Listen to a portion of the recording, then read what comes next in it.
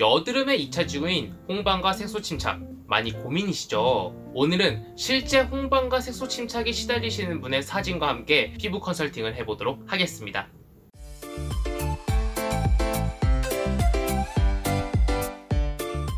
안녕하세요, 화피입니다.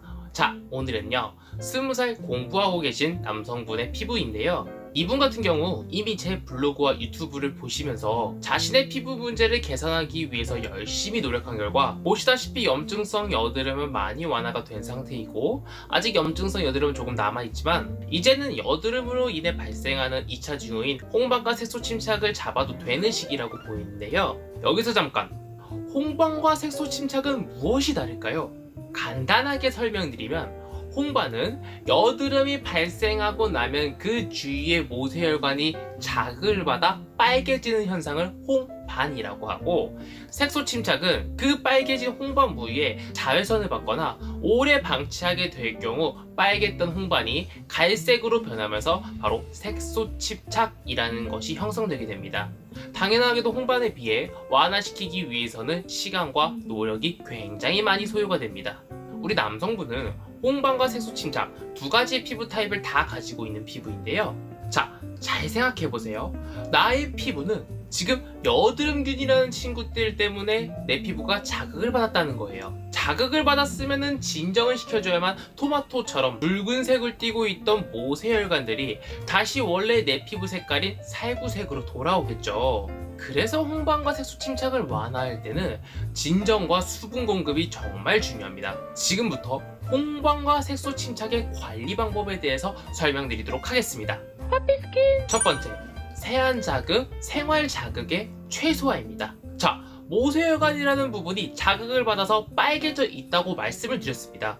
그러니 홍반을 완화하기 위해서는 자극을 당연히 줄여야겠죠. 이미 여드름균이라는 친구들 때문에 이 친구들은 많이 민감해져 있는 상태니까. 그렇지만 사람이 하루 일과 중에 가장 많이 피부에 자극을 줄 때가 바로 세안할 때라고 합니다. 두 번째로는 우리 여성분들 메이크업 할 때 가장 많은 피부에 자극이 간다고 하는데요, 우리 남성분 같은 피부를 가지신 분들은요, 우선 세안 습관에 대해서 말씀을 드리면은 아침에는 물 세안만 해주세요. 단 어프 하듯이 5회에서 7회 정도 손의 피부와 얼굴의 피부가 닿지 않게 미온수로 그냥 물만 얼굴에 끼얹는다라는 생각으로 물 세안을 해주세요. 저녁에 세안을 하고 잤다면 충분히 밤 사이에 쌓인 피지와 노폐물들은 다 제거가 될 테니까 너무 걱정하실 필요 없습니다.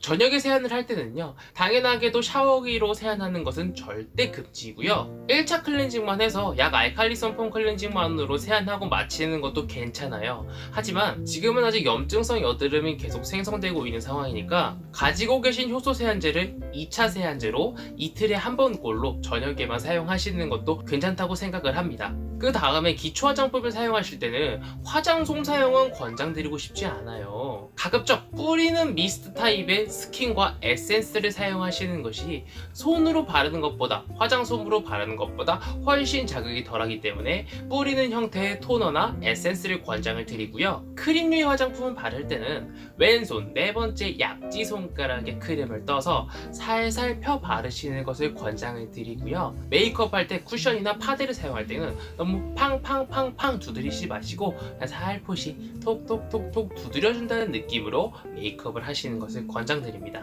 그래야만 피부의 자극을 정말 최소화할 수 있다라고 말씀을 드릴 수 있고요, 또한 이런 홍반과 색소 침착을 가지고 계신 남성분들은 비비선 크림 정도만 발라도 굉장히 많은 흔적들이 잘 감춰지기 때문에 비비선 크림을 사용하시는 것도 저는 굉장히 괜찮다고 보고 있거든요. 우리 남성분들이 이제 비비선 크림을 사용하시는 것을 조금 꺼려 하시는 분들이 좀 계세요. 하지만 비비선 크림 진짜 티 안 나고 좋은 것들도 많거든요.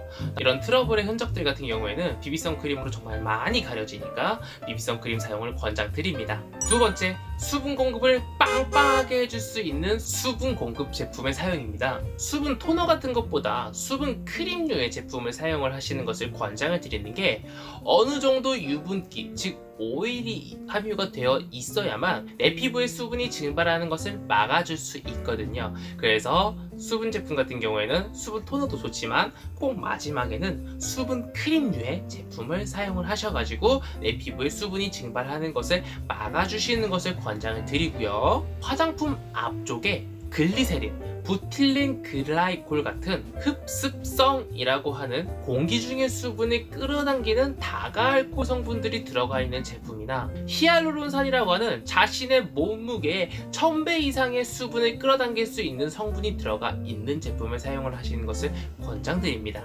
세 번째, 비타민 C가 들어가 있는 제품의 사용입니다.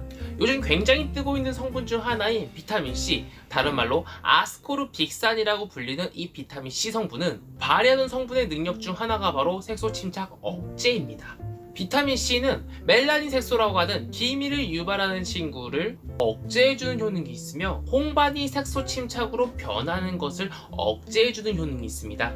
또한 피부 재생에도 도움을 주고 부작용 없이 미백 효과도 갖다주니 사실상 홍반, 색소 침착을 가지고 계신 분들한테 꼭 권장드리고 싶은 성분 중 하나가 바로 비타민 C입니다. 하나 알아두셔야 될 게 비타민 C가 들어간 시중에 나와 있는 이제 그 비타민 C 제품들은 90%가 다 합성입니다. 그럴 수밖에 없는 이유가 순수 비타민 C는 산화가 너무 빨라서 화장품 변질의 우려가 굉장히 크고요. 자각증이라고 하는 바르고 나서 약간 좀 따끔따끔거리는 현상이 발생을 하는데 아는 사람은 이게 순수 비타민 C니까 그럴 수도 있겠구나 라고 생각하고 넘어가지만 일반 고객은 이것이 이제 부작용이라고 생각해서 제품 회사에 컴플레인이 들어오는 경우가 굉장히 많아요. 또 감광성이 조금 있어서 낮에 사용하면 피부에 문제가 발생하니까 낮에 사용하지 못하고 저녁에만 발라야 되는 그런 경우도 발생을 합니다. 그래서 이런 단점들 때문에 합성 비타민 C, 다른 말로 비타민 C 유도체가 화장품 성분들에 주로 들어가게 되는데요. 화장품 성분표를 봤을 때 앞에 아스코르빌이라고 써 있으면은 합성 비타민 C가 들어간 비타민 C 화장품이구나 라고 생각하시고 선택하여 구비하시면 될 것 같습니다. 네 번째, 피부의 산소 공급입니다. 뇌에 산소가 공급이 되지 않아서 쓰러진 사람을 보면 얼굴이 굉장히 시커멓습니다. 이 사람을 병원에 데려가서 산소호흡기를 딱 꽂으면은 얼굴이 점차적으로 붉게 혈색이 돌더니 점차적으로 살구색인 내 피부 색깔로 돌아옵니다. 산소라는 것이 성분으로 내 피부에 투입되게 될 경우에는 미백과는 조금 다른 개념으로 피부가 굉장히 투명해지고 맑아집니다. 그 일명 물광 피부라고 하는 효과를 낼 수가 있는데요. 홍반, 색소 침착을 가지고 계신 분들은 부분적으로 좀 칙칙한 피부톤을 가지고 계신 분들이 굉장히 많아요. 그래서 저는 3, 4일에 한 번 정도는 산소폼 같은 제품으로 피부에 산소를 공급해 주시는 것을 권장을 드리고 있습니다. 저도 산소폼을 굉장히 애용하는 사람이거든요. 다른 영상 보시면 아시겠지만 저도 여드름이 굉장히 심했던 사람으로서 이 산소폼이라는 거에 굉장히 푹 빠져 있습니다. 저 같은 경우는 약산성 산소폼을 사용하는데 저는 매일매일 밤에 2차 클렌징으로 약산성 산소폼을 사용하고 있습니다. 하피스킨! 자, 오늘은요 여드름의 2차 징후인 홍반과 색소 침착을 잡을 4가지 방법에 대해서 알아봤는데요. 제가 이전에도 홍반과 색소 침착에 관한 영상을 업로드를 해놨었는데 그때는 이제 부가적인 설명도 너무 적고 음질도 많이 좋지가 않았었는데 우리 남성분이 홍반 관련한 영상을 담을 수 있는 피부 컨설팅을 요청해 주셔서 다시 한번 조금 더 깊게 홍반과 색소 침착에 관해서 영상을 한번 찍어봤어요. 밑에 본문 보기를 눌러보시면은 커피스캔의 컨텐츠인 피부 컨설팅에 참여할 수 있는 카카오톡 오픈 채팅 주소랑 양식이 있으니까 거길로 요청을 해주시면은 무료로 유튜브 피부 컨설팅을 전문가한테 받으실 수 있기 때문에 많은 요청 부탁드리겠습니다. 대한민국 5천만의 사람 중에 나와 똑같은 피부 타입을 가지고 있는 사람은 없습니다. 특정한 한 개의 화장품이, 관리 방법이, 치료가 다른 사람한테는 잘 먹혔을지 모르지만 나한테는 어떻게 적용될지 모릅니다. 언제든지 궁금한 거 있으시면 댓글 남겨주시고요. 가시기 전에 구독과 좋아요 꾹꾹 한 번씩만 부탁드리겠습니다.